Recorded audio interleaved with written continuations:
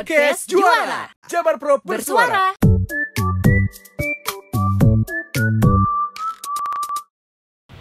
Halo wargi Jabar, kembali lagi di Podcast Juara. Jabar Pro bersuara. Bisik, bincang asik, beranda, ngobrol bersama perempuan dan anak Jawa Barat juara ya. Dengan DP3 AKB, Dinas Pemberdayaan Perempuan, Perlindungan Anak dan Keluarga Berencana. Yeay! Hadir bersama saya orang yang luar biasa tentunya ya. Oke, saya bisa lihat cuma di Instagram atau di YouTube doang, tapi sekarang langsung meet in person. Meet in person buat Alia Praratia Ridwan Kamil. Apa kabar Bu? Sehat Bu? Alhamdulillah ya. Sehat Oke. selalu dan selalu bersemangat ini untuk mendukung perempuan juara. Woi, mantap. Oke, tidak hanya buat Alia tapi juga ada PLT ya. Kepala DP3 AKB, Doksis. Apa kabar Doksis? Alhamdulillah sehat. Karena assalamualaikum. Alhamdulillah sehat. Oke, senang banget nih dengan perempuan-perempuan juara nih hadir di tengah-tengah kita. Kita bakalan ngobrolin tentang Sekoper Cinta, Sekolah Perempuan Gapai Impian dan Cita-Cita. Waduh. Ini mantap-mantap banget nih. Mungkin boleh prolog dulu dari Doksis nih. Doksis ini salah satu program unggulan nih ya, di DP3 AKB. Boleh dijelaskan mungkin? Jadi di DP3 AKB ini program unggulannya banyak ya. Ada Sekoper Cinta, Sekolah Perempuan Capai Impian dan Cita-Cita. Ada Stopan Jabar, nanti stop perkawinan anak di Jawa Barat. Lalu ada Setangkai, Sekolah Aman dengan Gawai. Lalu ada Ngabaso, Ngabaturan Barudak Sekolah Online. Kekasih Juara, Kendaraan Konseling Silih Asih, dan banyak lagi yang lainnya. Tapi, ini yang paling cetar menggelegar, ini adalah Sekoper Cinta. Sekoper Cinta. Kenapa? Karena kita bukan lagi udah lintas OPD, lintas kabupaten kota, udah lintas benua juga. Jadi kerjasamanya udah sama Korea dan lain-lain.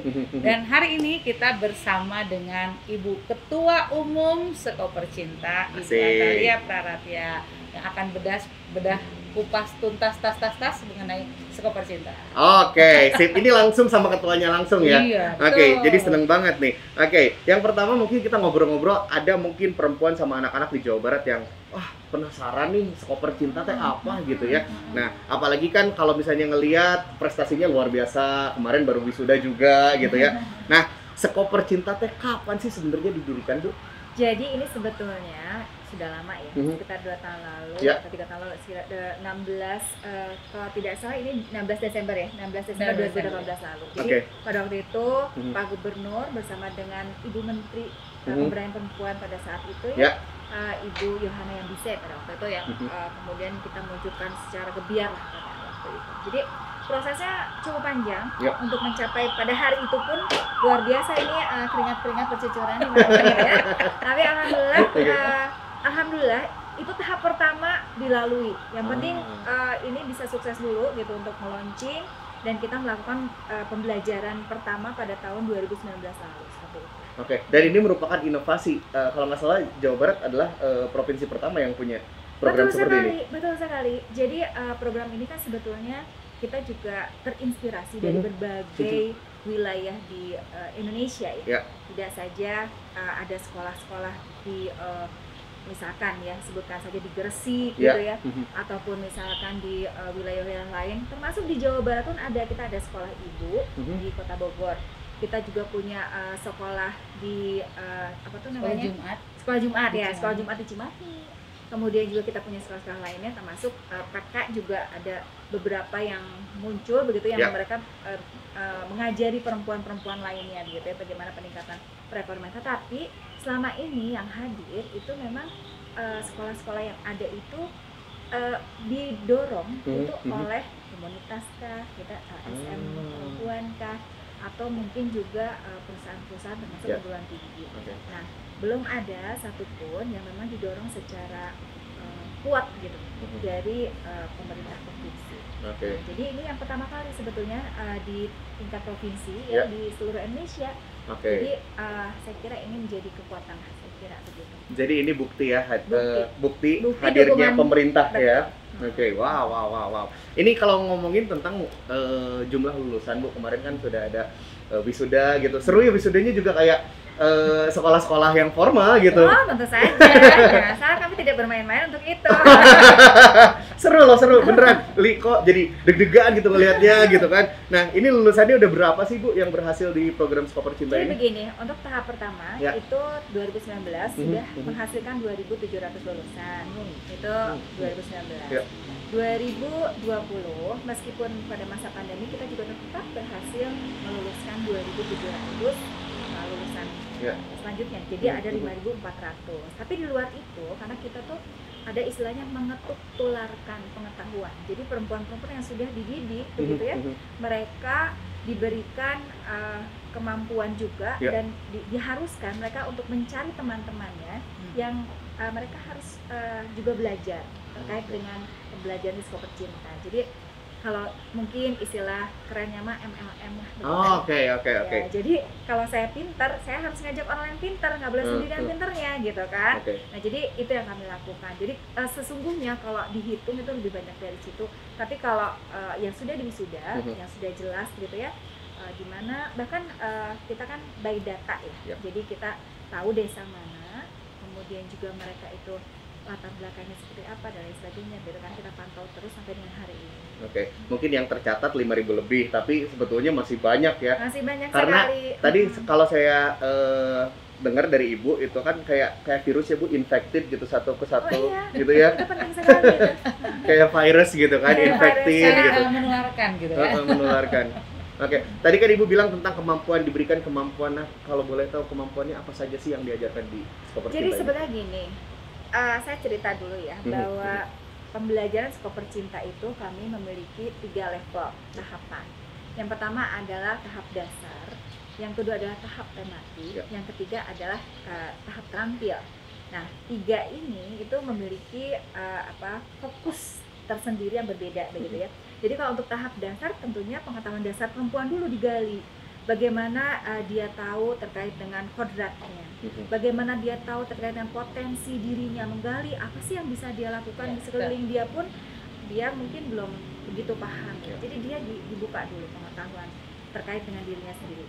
Nah kemudian juga dia diberikan bekal keterampilan. Bekal keterampilan ini luas sekali ya. Bagaimana menjadi seorang perempuan, seorang ibu begitu ya, atau mungkin dia tetap menjadi seorang anak dari kedua orang tuanya, begitu dia tetap harus memiliki peran yang sangat banyak begitu dalam lingkup kehidupan. Jadi dia diajarkan lah bagaimana caranya, misalkan dari sisi rumah tangga. Jadi dia harus tahu dulu nih bagaimana caranya mengurus rumah tangga dari pemenuhan kebutuhan gizinya, jadi pangannya begitu ya, kemudian juga sandangnya begitu ya, dan hal-hal lain terkait dengan lingkungan rumahnya, bagaimana mengelola halaman rumah dengan baik begitu ya, bagaimana pengelolaan sampahnya, bagaimana pengelolaan air dan lain sebagainya. Nah selanjutnya juga kita mengajarkan mereka bagaimana mereka memahami terkait dengan kesehatan dalam keluarga. Ini penting sekali. Jadi selain diri sendiri ya mereka juga diajarkan, karena kan rata-rata adalah perempuan yang sudah menikah atau akan menikah gitu ya. Jadi mereka belajar juga bagaimana mereka diperkenalkan dengan misalkan PHBS gitu? Ya PHBS tentu saja, PHBS tentu saja. Tapi pengenalan terkait dengan penyakit-penyakit yang ada, yang mungkin mereka bisa melakukan preventif ya, menjaga agar keluarga tidak terkena penyakit tersebut, bagaimana kemudian juga kuratifnya dan sebagainya, termasuk kapan harus datang ke petugas kesehatan misalkan.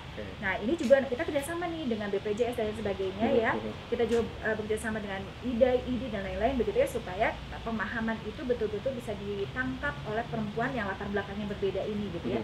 Jadi minimal kalau sedikit-sedikit sakit jangan ke dokter gitu. Jadi di rumah aja dulu ya kan. Kenapa harus kita dikit-dikit ke dokter, dikit-dikit ke rumah sakit dan lain, kalau kita bisa sebetulnya mengobati di rumah begitu tanpa harus seperti itu.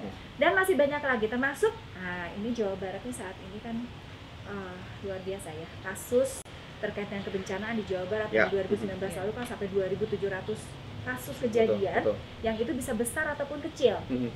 Nah, bagaimana kondisi ini harus kita sikapi bersama? Tentu saja kita harus memberikan pendidikan, pembelajaran kepada keluarga-keluarga. Jadi apa yang harus kita lakukan agar supaya kita ketika terjadi kebencanaan begitu kita bisa melakukan perlindungan bagi keluarga gitu ya. Misalkan kalau gempa ya berarti kita harus cari sudut-sudut misalnya di balik meja seperti itu ya. Lebih ke mitigasi bencana. Jadi memang komprehensif sekali, banyak sekali yang kita sampaikan gitu ya kepada para perempuan ini agar mereka bisa betul-betul siap. Nanti setelah tahap dasar itu masih banyak lagi. Ini saya sekilas saja ya. Nah, setelah itu kita akan masuk ke tahap tematik. Nah, pada tahap tematik ini diberikan pilihan kepada mereka. Jadi kalau tidak salah ada 4 ya. Itu ada 4 tema besar yang disampaikan. Jadi dari mulai bagaimana mereka kasus-kasus publik ya, misalkan ada KDRT dan sebagainya, bagaimana penanganan kasus kekerasan dan lain-lain itu ya yang pertama, karena tingginya kasus KDRT termasuk perceraian, pernikahan dan sebagainya itu menjadi kasus yang sangat buat kita ini harus segera diatasi dengan cara menguatkan keluarga gitu ya. Yang kedua bagaimana peningkatan pendapatan atau pemberdayaan ekonomi keluarga.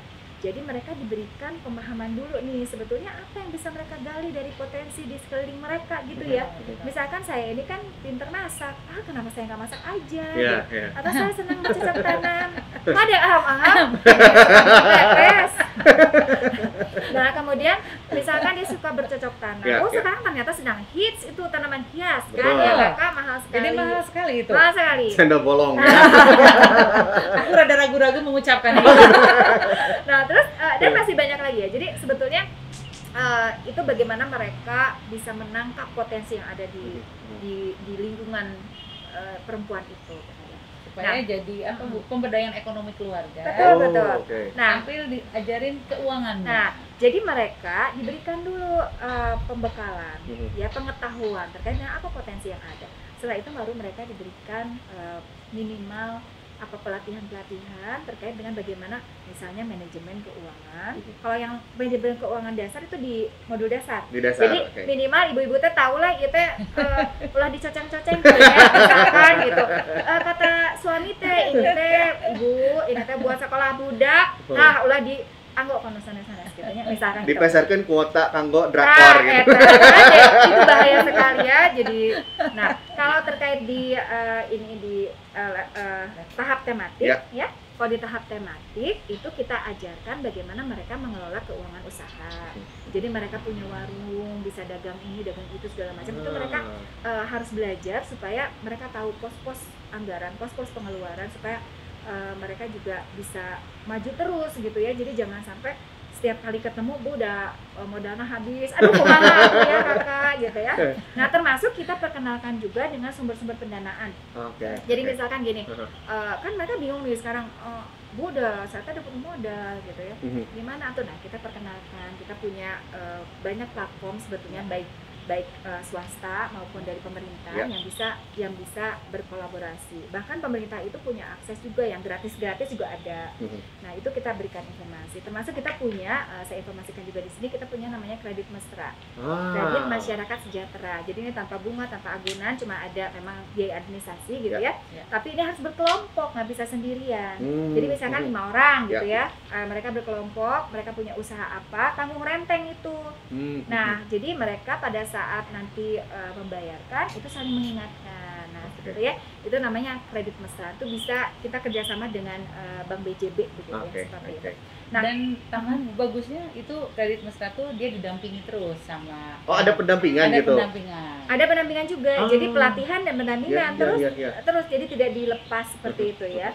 Nah, kita juga saat ini sedang menggagas program bersama juga dengan Basnas untuk peningkatan perekonomian keluarga. Jadi kita berharap di perempuan-perempuan yang sudah lulus gitu, mereka kalau kami tuh di PKK ada namanya UP2K, usaha peningkatan perekonomian keluarga. Nah, UP2K ini biasanya kita berikan sumber modal, nanti mereka dipantau, dibimbing, kemudian diarahkan bagaimana pemasaran dan lain sebagainya melalui program tersebut gitu. Jadi kita kolaborasi karena berarti ada irisannya ya sama ada irisan Skoper Cinta dengan PKK itu ya seperti saudara dekat gitu ya. Saya seibu lah kakak beradik gitu ya. Nah seperti itu. Nah terus kemudian juga kita punya yang namanya karena ini kan sekarang dunia digital. Pak Gubernur mengatakan bahwa ini satu hal yang tidak bisa dinafikan, bahwa digitalisasi itu sudah merambah kemana-mana bahkan sampai ke pedesaan, apalagi sekarang PJJ. Anak-anak yang bahkan lama boro-boro ya, mereka bingung, mereka tanya sama saya, Kang Yudi, Ibu, ongkos Cina nggak boleh pegang gadget, hari sekarang harus belajar jarak jauh, aku mahal, Cina gitu ya. Nah tetapi artinya bahwa teknologi itu bukan untuk dihindari, tapi kita yang harus bisa memanfaatkan teknologi untuk kebutuhan kita, umat manusia gitu. Jadi jangan kita yang diatur oleh teknologi, tapi kita yang mengatur. Nah jadi di momen seperti saat ini, ini penting sekali, oleh karena kita juga mendorong agar budaya literasi itu muncul di tengah masyarakat, khususnya literasi digital.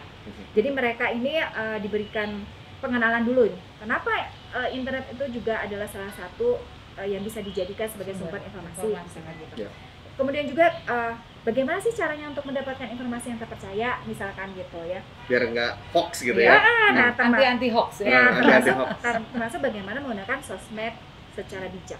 Nah, misalkan tadi kan, aduh, udah saya teh gimana caranya? Oh, sosmed itu buat saya ya pertama membangun jejaring, membangun apa namanya pertemanan ya.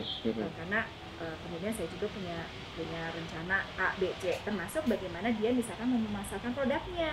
Kan kalau sekarang tuh memang orang lebih banyak melalui sosial media ya. Saya juga kadang-kadang nggak niat beli gitu, tiba-tiba lihat, aduh, ya Allah, jauhkanlah kami dari godaan itu barang-barang yang tertutup. Nah, godaan marketplace ya. Nah, termasuk juga penting saat ini adalah bagaimana perempuan-perempuan Jawa Barat. Karena kita itu jumlahnya tuh hampir sama dengan laki-laki. Jumlah perempuan Jawa Barat itu.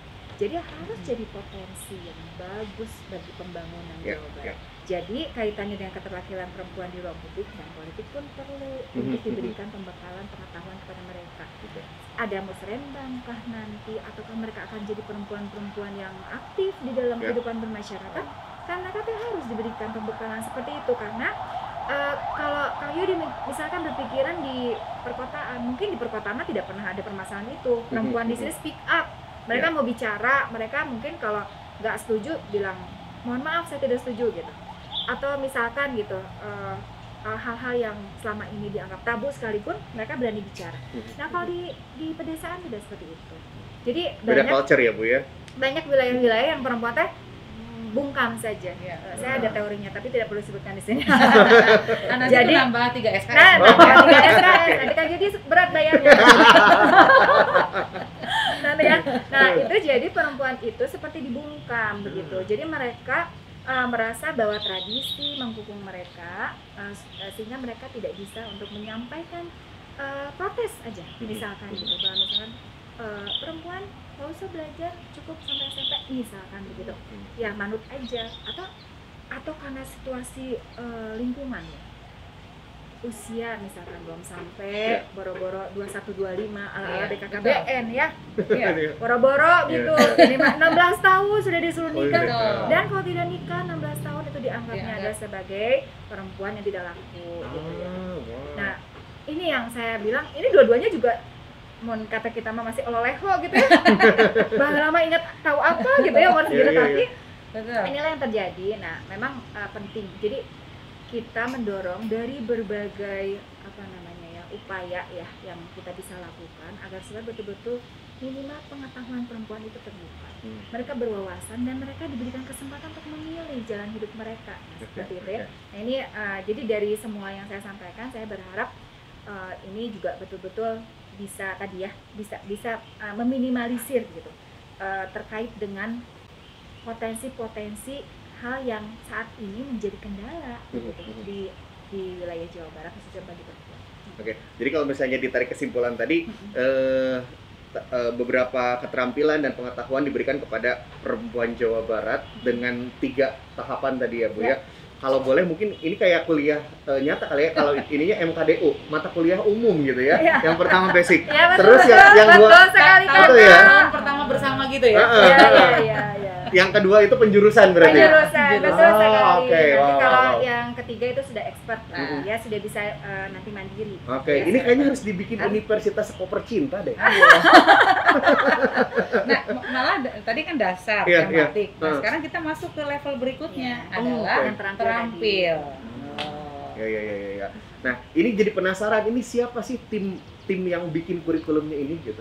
Ya, jadi gini, yang bikin kurikulum ini rereongan dari berbagai pihak yang memang concern terkait dengan perempuan dan pendidikan perempuan. Jadi kita ini kan leading sektor itu ada DDP 3 AKB ya. Alhamdulillah dukungan luar biasa. Doksis juga dulu belum di DP 3 AKB tapi sudah mendukung luar biasa juga. Jadi sudah tahu ini dari sebetulnya masih direncanakan kalau suami istri itu masih kena niat nikah gitu. Tapi ternyata sudah kita pikirkan bersama-sama. Jadi prosesnya juga tidak mudah. Tapi ini terutama PR besar kita adalah bagaimana meyakinkan Bapak Gubernur Jawa Barat begitu terkait dengan program ini. Jadi kita itu ini ada prosesnya. Pertama ada pembentukan. Pertama gini, tentu segala sesuatu harus dimulai dari masalah. Masalah kita tahu bahwa Jawa Barat ini masih di bawah rata-rata nasional. Ini saya punya datanya dari IPG itu masih 89,19% dari rata-rata nasional 90,99%. IDG-nya 70,04% dari rata-rata nasional 71,7%. Jadi ini masih di bawah. Termasuk juga partisipasi kerja itu masih di bawah, jauh sekali di bawah laki-laki, hampir setengahnya. Jadi ini yang jadi PR, termasuk kasus perceraian, kasus KDRT, kasus pernikahan anak, trafficking dan lain sebagainya. Stunting juga. Kita selalu membuat sebuah program itu berdasarkan dari latar belakang permasalahan. Itu harus begitu. Kita kan orang-orang yang paham ini ya, dunia akademisi juga gitu. Jadi memang harus dari latar belakang. Nah, latar belakangnya tadi ya sudah disebutkan. Jadi dari permasalahan dari angka kematian ibu bayi, trafficking, stunting, KDRT, pernikahan anak dan lain sebagainya itu menjadi PR buat kita. Jadi memang ini yang melatar belakangi pada akhirnya kita berkumpul bersama-sama. Kemudian kita membahas bagaimana dibuatnya adalah pedoman program. Itu penting. Pedoman program dulu. Nah, kita bikin yang nanti akan menjadi solusi gitu. Nanti menjadi solusi. Jadi pedoman program ini apa dulu nih? Kenapa? Kita cari dulu alasannya kenapa sih? Kenapa harus ada sekolah perempuan sih gitu ya? Kan kita juga banyak sekolah-sekolah ngapain, kan udah ada SD, SMP, SMA gitu ya. Tapi kenapa? Nah, itulah kenapa ada pedoman program, karena kita menyasar perempuan-perempuan yang misalkan mereka putus sekolah atau mereka usia 18 tahun ke atas tapi mereka seolah-olah tidak berdaya dan sebagainya. Jadi memang ada sasaran. Itu penting sekali. Sasaran itu menjadi satu hal yang saya kira penting untuk diangkat pertama kali ketika kita menentukan tujuan kenapa harus ada sekolah perempuan. Nah, dari situ barulah prosesnya ini ya, ada penyusunan modul. Tadi ya modul juga ini luar biasa. Modul ini dibuat tidak main-main. Kolaborasi dengan semua pihak yang memang ekspertis di bidangnya. Jadi nih ya, contohkan misalkan kontributor. Ini kontributor itu macam-macam. Dari misalkan urusan kesehatan ya kita harus dong mereka-mereka yang kompeten di situ. Jadi kita masukin kita kerjasama dengan IDI, dan IDAI juga. Kalau untuk reproduksi dengan POGI kan gitu ya. Terus kemudian juga terkait dengan kesehatan lainnya apa nih, BPJS. Terus ada pertanyaan kadang-kadang juga ada perubahan. Kemarin dengar-dengar mereka surplus ya. Karena pasien umum turun, itu pasien COVID ditangani sama negara. Itu dia betul. Surplus karena tidak ada pasien umum. Nah, seperti itu. Nah, jadi seperti itu. Termasuk gini, misalnya terkait dengan kebersihan, kita bekerjasama dengan PDAM ya. Terus kemudian juga kita PD kebersihan, lingkungan itu dengan PD kebersihan. Kalau terkait dengan air dengan PDAM. Jadi memang ini apple to apple gitu. Kita bekerja sama dengan luar biasa, termasuk kaitannya dengan bagaimana meningkatkan potensi perempuan itu dengan HIMSI dengan komunitas perempuan lainnya juga banyak sekali. Juga banyak. termasuk yang mitigasi bencana ya Bu ya. Mitigasi bencana juga kita ada namanya Bandung Hub gitu ya. Mereka fokus di situ. Kita juga bekerja sama dengan DPRD, jadi ternyata BPBD dan lain sebagainya. Perempuan Jawa Barat itu hariwang ya Bu ya. Hariwang asal ada kemauan. Asal ada kemauan itu yang penting. Itu yang paling penting. Nah, ini saya kasih tahu dulu. Oke. Jadi kenapa dibuat Sekoper Cinta? Karena kita ingin perempuan-perempuan Jawa Barat itu memiliki keinginan untuk merubah dirinya sendiri. Nah ini kan kita berdasarkan literatur yang saya baca. Ya. Jadi ternyata bahwa saat ini banyak program dari pemerintah, dari swasta, dari mana-mana itu dibuat, tapi hanya seukur saat itu hilang. Udah, that's it saat gitu ya? Itu that's it. Bahkan kadang-kadang mau datang asal ada konsumsi nggak? Oke. Ya, ada iming-iming. Ada iming-iming. Nah, ini yang saya kira perlu dirubah. Ini juga memang prosesnya tidak mudah, gitu ya. Kami itu berupaya agar supaya keinginan untuk mereka merubah diri, mengupgrade diri menjadi perempuan yang hebat minimal bagi keluarganya itu bisa dari dirinya sendiri. Jadi yang harus dilakukan adalah pembentukan pengetahuan dan wawasan. Ya, seperti itu mah sudah jelas teorinya harus begitu. Nah jadi itulah dasar mengapa kami berpikir sekolah perempuan ini adalah salah satu solusi yang bisa diterapkan. Nah jadi tidak mudah karena kita berpikir lebih luas, ini harus 27 kota kabupaten, bayangkan kan Yudi ya, seperti itu. Nah jadi saya kira ini PR dan kedepannya pun kita akan membuka banyak sekali peluang kerjasama dengan pihak-pihak yang memang memiliki concern yang sama terkait dengan pemberdayaan perempuan. Jadi ini terbuka juga untuk siapapun di sana yang pengen berkolaborasi dengan senang sekali, mari. Sekoper Cinta. Gitu. Saya hiap, mari. Oke, ini juga saya punya informasi DP3 AKB Jawa Barat yang menjadi leading sektor dari Sekoper Cinta ini memiliki 19 Master of Trainer dan 270 trainer. Ini kalau boleh tahu dari kalangan mana saja, Dok Sis? Ya. Jadi kalau Master of Trainer itu kita pilih gitu waktu itu ya, itu sangat serius sekali milihnya juga. Ibu Ketum langsung turun, jadi ada 19 orang Master of Trainer dari berbagai disiplin ilmu yang akan memberikan pengajaran kepada para fasilitator nantinya. Nah ini dipilih dari orang-orang yang mengirimkan aplikasi lamaran kepada kami dan kita juga sampai ada wawancara dan ada mini mereka mengajar gitu kan. Jadi kayak coaching seperti itu. Iya, kayak coaching terus kita nilai dan kita pilih. Nah, setelah itu saya revisi tadi bukan lagi 270 tetapi 645 fasilitator. Wow, 600. Jadi ada 1 orang per kecamatan ditambah dengan perwakilan juga dari 27 kabupaten kota. Jadi udah mumpuni lah gitu ya. Setiap kecamatan ada 1. Cuma nanti mimpinya mungkin dengan alumni lebih banyak lagi. Nah, itu mungkin ada bibit-bibit baru sebagai fasilitator mungkin tingkat namanya desa atau dan lain-lain. Ya, jadi Kang Yudi, ini terkait dengan fasilitator ya. Jadi saya rasa ini kita berupaya sedemikian rupa agar ini menyebar ke seluruh Jawa Barat. Jadi tadi 645 fasilitator ini ada di masing-masing kecamatan kan ya. Yang belum saya sampaikan adalah program ini dilakukan melalui program P2 WKSS, meningkatkan peran wanita menuju keluarga sejahtera. Apakah Anda sudah hafal langsung? P2. Hebat. Saya DP3 AKB aja ngapalinnya berapa hari loh? Ngapalinnya 3 episode, Bu. DP3 AKB aja udah banyak. Nanti kita ketemu lagi kalau Kang Yudi sudah hafal ya. Nah, jadi program ini adalah program yang sudah lama digalakan oleh pemerintah yang memang ini adalah upaya mendorong peningkatan peran perempuan di masyarakat kaitannya dengan kesejahteraan. Jadi kami merasa ketika Sekoper Cinta bekerja sama dengan dikawinkan dengan P2KSS ya programnya ini bisa betul-betul mendorong sesuai dengan sasaran gitu. Kan gini, Bu, bagaimana dong kok bisa menentukan perempuan itu perlu dibantu atau tidak? Ya karena kita bekerja sama gitu. Bayangkan ini akan memudahkan kita, memperlancar program kita karena kita reraungan sama-sama gitu kan seperti itu ya. Nah, jadi program ini sama-sama mengangkat program P2WKSS, sama-sama mengangkat program Skoper Cinta. Lagi-lagi kolaborasi sekali. Betul. Oke. Nah, yang bikin penasaran adalah sekolah cinta itu kan berarti kita tuh harus datang ke sekolah gitu untuk belajar. Nah, di masa AKB ini ya, adaptasi kebahagiaan baru ya, oke. Itu seperti apa pembelajarannya nih? Ini Kang Yudi, 2019 kita belum ada Belanda menyerang. Betul. Baik-baik saja ya. Yeah. Semuanya happy pada saat wisuda juga. Wah, kita di Dikumpulkan UPI ya. ya, Di UPI bayangkan Iya. udah serasa anak mahasiswa. Aduh, luar biasa mana pakai toga dan lewat gitu ya.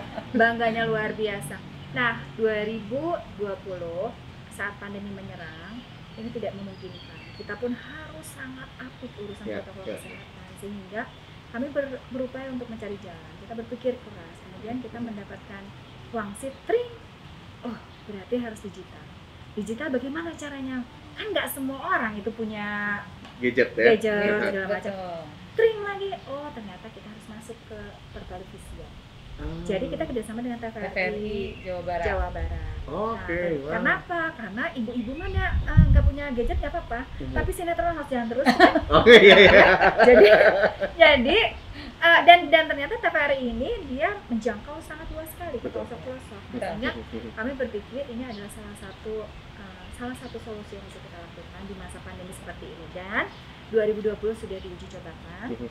Meskipun kita masih bisa melakukan masih harus melakukan monef ya, tetapi ini saya pantau luar biasa lah. Cukup membanggakan ya, dengan masa seperti ini. Bahkan sesungguhnya mereka tetap dipantau, tetap didampingi juga oleh para fasilitator yang ada di lapangan begitu. Jadi nggak cuma tayangan di TVRI, tapi ada juga. Dan mereka ada sesi diskusi juga gitu ya. Jadi tetap mereka mendapatkan pembelajaran melalui televisi itu kalau tidak salah jam berapa dok? Jam 5 ya? Jam 4 setengah 5. Ya, setengah 5 sampai setengah 6 gitu ya. Nah, jadi mereka nonton gitu ya, nanti mereka diskusi seperti itu. Dan yang lebih kerennya lagi adalah apa tuh? karena kita juga nge-link dengan digital tadi ya, yaitu di YouTube. Jadi mereka yang ketinggalan itu mereka bisa mengulang lagi. Jadi sesungguhnya blessing in disguise, bahwa sesuatu yang mungkin terlihat kumaha ternyata ini malah lebih keren gitu. Ya, kalau pembelajaran kayak gini kan ya bubar boho gitu. Ya kan? Nah, sekarang itu enggak kan mereka bisa buka lagi gitu. Nah, itu yang paling keren menurut saya. Jadi sekarang bahkan yang tadi 3 perempuan yang kita cari itu, jadi kan saya lulusan nih, misalkan saya harus cari 3 orang lainnya. Bagaimana cara memberikan pengetahuan kepada mereka? Sementara saya juga masih belajar kan gitu ya. Belum siap jadi guru, harus jadi guru. Gimana? Sekarang mereka bisa buka YouTube-nya. Jadi saling mendampingi. Nah, kemudian keuntungan lagi dengan pembelajaran jarak jauh seperti saat ini, mereka yang sudah belajar, mereka sudah lulus nih di 2019 kan lupa lagi. Betul. Mereka ikutan lagi, mata lagi. Reminding lagi. Nah, kemudian gini Kang Yudi, ini juga menumbuhkan semangat perempuan-perempuan lainnya. Mereka bahkan menanyakan kepada saya, Bunda Jutari, kami kapan?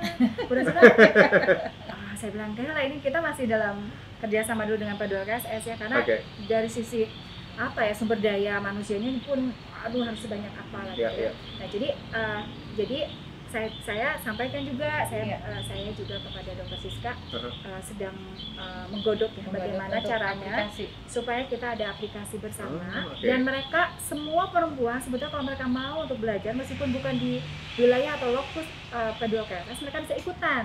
Ya ikutan nanti mereka juga bisa sebenarnya wisuda kalau mereka dianggap mampu untuk nanti kan ada tesnya, ada post tesnya seperti itu. Nah, jadi ini proses yang luar biasa saya kira. Dan masih banyak lagi lah sebetulnya. Jadi kita tunggu kejutan-kejutan lain dari Skoper Cinta ya. Betul. Baik. Lagi penggodogan aplikasi sehingga nanti pas di launching itu kita udah siap menerima tadi kan yang P2WKSS, nanti yang non desa P2WKSS bisa ikut langsung. Jadi semuanya mendapatkan hak yang sama. Betul. Ya. Baik, karena waktu yang sudah jangan dulu waktu dulu. Apa tuh? Masih ada lagi. Ada lagi? Belum, ini lagi yang keren. keren. Oh, ada lagi. Oh, oke. Cuma begini narasumbernya ya. Ternyata masih ada. Cinta yang begini. Oke. Sebentar, ini karena penting sekali. Oke, siap, jadi Bucin. gini, kita itu kan mendapat apresiasi Ya. saat ini oleh Kementerian Oh, PPA. PPA. Ya. Jadi bagaimana program ini bisa juga diberikan nanti untuk wilayah-wilayah di Indonesia kan. Nah, kita sekarang mendapatkan apresiasi juga. Tadi kan Dokter sudah menyampaikan bahwa ternyata lintas negara itu juga mengapresiasi kita. Kita mendapat perhatian khusus dari MOGEF, Ministry of Gender Equality and Family Korea Selatan. Korea. Wow. Annyeonghaseyo ya. Nah, jadi kita ada yang terkait dengan tematik, judul tematik ini kita kerjasama luar biasa. Dengan MOGEF Korea Selatan, dengan Kemen PPA, dengan DP3AW tentu saja ya, termasuk juga dengan Dinas Pendidikan, dengan Dinas KUK, dengan Disperinda, Disparbud, termasuk juga Disnakertras dan lain-lain. Jadi kita akan bekerja sama. Nah, itu sudah dilakukan di tahun 2020 lalu. Memang masih belum banyak karena masih piloting project. Tahun ini kita akan coba besarkan, gebiarkan dan lebih bermanfaat lagi, dan targetnya juga akan diperluas lagi. Nah, jadi saya kira itu juga satu hal yang menurut saya penting untuk disampaikan di momen ini, sehingga saya ingin perempuan-perempuan itu betul-betul merasa bahwa mereka itu selalu punya dorongan untuk maju. Tidak pernah berhenti belajar gitu dimanapun. Jadi itu sih sebetulnya penting. Oke, ini spektakuler banget ya, spektakuler banget. Bu, agar terjaga keilmiahan kita, ini juga masuk ke dalam riset. Oh, oke. Jangan salah riset, jangan salah karena kita kan nggak boleh abal-abal ya. Kita harus maksimal ya, to the max. Apalagi institusi pendidikan ya ini. Oke, last but not least ini mungkin kita harus tutup. Lagi-lagi, aduh ini waktunya udah overtime sebenarnya. Ini spesial banget. Ini mungkin episode paling lama ya untuk podcast, tapi nggak apa-apa, kita nanti bakalan breakdown. Kan seperti Harry Potter juga ada part 1 part 2. Nah, itu betul. Oke, mungkin closing statement dari Bu Cinta dan Doksis, kira-kira apa yang mau disampaikan untuk wanita dan perempuan perempuan dan anak Jawa Barat. Oke. Ya, untuk semua perempuan dimanapun berada, kita ini adalah makhluk yang sudah diberikan oleh Allah banyak sekali kelebihan-kelebihan. Oleh karena kita harus maksimalkan potensi yang kita miliki semaksimal mungkin, karena kita bisa berdaya, kita bisa menjadi juara, kita bisa menjadi bahagia dimanapun berada. Kita punya tagline itu ya. Tapi saya sih tidak akan panjang lebar, saya mau pantun saja. Oke. Siap, cakep ya. Cakep ya. Mirip cita-cita tak? Cakep. Suaranya merdu ikut irama. Cakep. Ayo kita ikut Sekoper Cinta. Cakep. Dengan Sekoper Cinta, mari capai impian bersama. Hatur nuhun Bu Cinta, hatur nuhun Doksis, luar biasa sekali tentunya episode ini pasti ditunggu-tunggu dan ini juga bisa didengarkan oleh perempuan-perempuan Jawa Barat biar infonya tersampaikan langsung. Betul sekali. Kalau gitu, ada tagline kita untuk Sekoper Cinta itu perempuan Jawa Barat berdaya, bahagia, juara. Oh, wow. Oke. Apalin ini ada hadiah buat yang bisa ngapalin nih. Nah, betul. Pakai gerakan. Ya. Oke, diupload ke Instagram. Bahagia, juara. Gimana? Boleh ajarin nggak? Gimana sih namanya teh? Perempuan Jawa Barat berdaya, bahagia, juara. Oke, wow. Sekali lagi boleh yuk? Yuk. Perempuan Jawa Barat berdaya, bahagia, juara. Yeay. Teman-teman pamit, thank you so much. Terima kasih tentunya, sampai jumpa lagi di podcast Juara episode mendatang. Wassalamualaikum warahmatullahi wabarakatuh.